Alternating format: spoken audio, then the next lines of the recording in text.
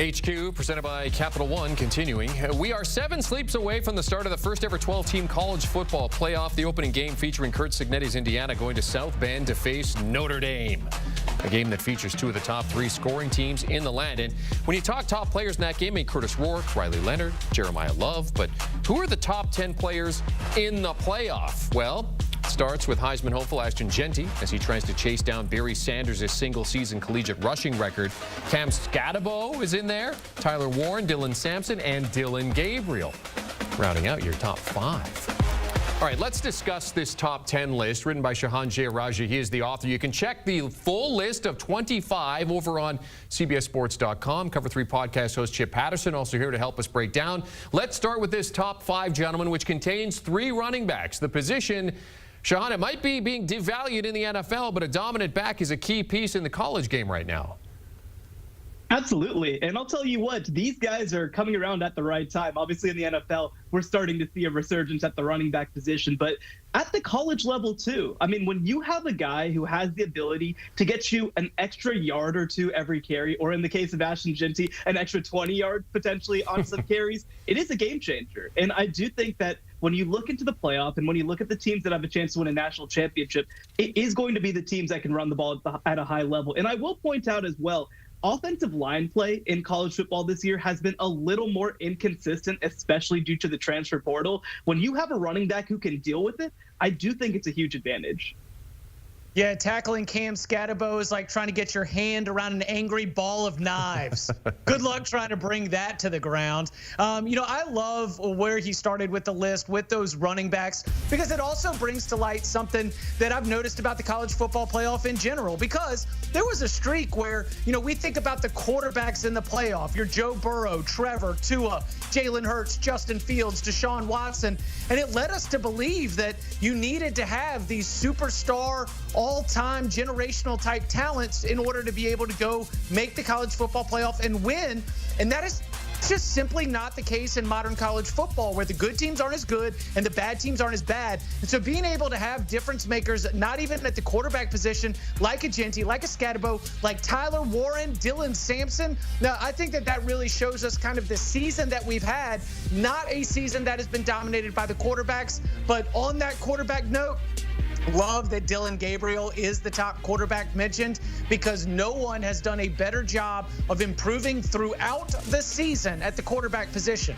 From where he was in the opening weeks to where he was in that Big Ten championship game win against Penn State, lighting up the Nittany Lions defense. I just think that Dylan Gabriel, he should be, pretty good at getting better over time. It's his 12th year of college, but still, he is the most impactful quarterback. 100% love the style at the top of this ranking, and I love him as the top quarterback too. Yeah, each of those top 5 players certainly difference makers for their teams in big games. Let's talk about a guy who is just outside the top 5, 24/7's true freshman of the year, Ohio State freshman star wide receiver Jeremiah Smith.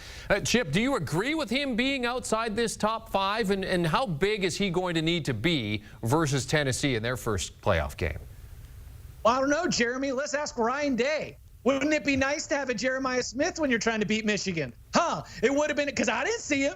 I didn't see him out there making a difference or being impactful when he could have or should have in the biggest game of the year against your biggest rival. That is so interesting to me, because Jeremiah Smith and the rest of those Ohio State wide receivers really should be at the top of this list. But the way that Ohio State has handled its business over the second half of the season makes you wonder why they are not more impactful. So, in a vacuum, yes, I do think he's impactful because of his ceiling and because of what he can do based on what we've seen from his skill set. But my question is, will Ryan Day choose to let Jeremiah Smith have as much of an impact as he can have here? Because the absence from him in that Michigan loss still has me scratching my head even weeks later.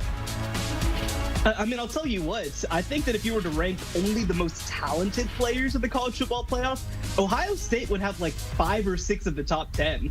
And I think in some ways it's an indictment for the way that these guys have been used, that you only have 1 in the top 10, of course, being Jeremiah Smith. Now, the reason that I ranked him number 6 and the reason that I ranked him as the top wide receiver on the board is because I think he has the talent to change the playoff and change the entire way that we look at this field. You look at them, like you mentioned, against Michigan, they did not lean on the passing game. They did not lean on their best players for so much of the game. I think that after a couple weeks of sitting back and thinking, I do think that Ryan Day and this Ohio State offense is going to lean on him more. I think they're going to find creative ways to use him. One thing that I think is underrated about the college football playoff and the postseason in general is that you essentially get another spring camp to develop players and institute new things. I expect more wrinkles with Jeyarajah Smith. I expect him to go downfield even more. And I think that if Ohio State wins the college football playoff or has a chance to, it has to be on the back of those wide receivers. In their biggest game of the season before the Michigan game against Oregon, he was targeted, had 9 receptions in that game, went over 100 yards, hasn't gone over 6 receptions since. And that big game against Michigan, Chip, as you mentioned, a bit of an absence there. So we'll see if he can appear in that game against Tennessee. Hasn't had more than 40 yards receiving in each of his last 2 games. Let's talk about Clemson quarterback Kade Klubnik. Wins the ACC, was the title game MVP. He's sitting at 11. Shehan, explain why you have him outside the top 10. Yeah, he's kind of right on that borderline when you talk about top 10 players. I think he was the 3rd or 4th quarterback on my list. And the reason that I had him, and by the way, the only Clemson player I had on this list, so Derek Carter was right outside for me, it's because they ask him to do so much for this team. He's a threat as a runner. He's a threat as a passer. He extends plays. He does such a good job of kind of picking up those short yard situations and taking advantage of what's there on the field. But the thing is, right, like this Clemson offense has been inconsistent, especially when you compare it against some of the better teams that they've played this year. Of course, against Georgia in week 1, they scored 3 points. They improved a lot over the course of the season, but that Louisville game also doesn't look good. The South Carolina game, they weren't able to come through. So I think that a lot is going to be on his shoulders. The question is he up for the challenge? Yeah, I'm glad you've got this up there. I was going to say 33 passing touchdowns, 7 rushing touchdowns. Kade Klubnik, maybe a little under the radar throughout the year, put together one of the most productive and impressive seasons among all individuals at the quarterback position. I think that what he was able to do with his legs was so important. And I also think that if you want to talk about impact, I say Kade Klubnik saved Clemson's season and maybe even Clemson's program with that 55-yard touchdown run at Pitt when the offensive line was falling apart. They just couldn't get anything done on the ground, and he puts the team on his back, leads them to that victory against the Panthers, which keeps them in the mix for the ACC title. I've been really impressed with the way that Kade Klubnik, a quarterback who in the season opening lost to Georgia, it looks like everything was moving too fast for him, and yet he finishes the year moving about a step ahead of the competition. All right, lastly, let's focus on another quarterback. Georgia's Carson Beck, a preseason Heisman hopeful, has had an up and down season, but has been dynamite down the stretch for Georgia. But he is snubbed from the top 25, Shehan. Did you keep him out because of a quarterback injury? Did you Florida State Carson Beck?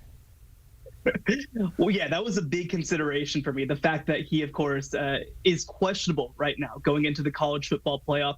And look, I mean, you've seen ups, you've seen downs from Carson Beck this season. The last 4 games of the season, he was incredible. But by the way, in the SEC title game, when he went out, Georgia was losing when Carson Beck was in the game. They come back with Gunnar Stockton in the lineup. Now, I think that they probably still would have come back with Carson Beck, but it's a consideration as well. So many questions about his status. I just couldn't have him on my list. Bad vibes, Beck. I've been telling you, he's too mopey. You know, he makes too many mistakes. You know, you've just got this, like, these highs and these lows and these highs and these lows, and he's got incredible arm talent. And every now and then Carson Beck throws a pass that makes you remember why NFL draft scouts loved him coming into the year.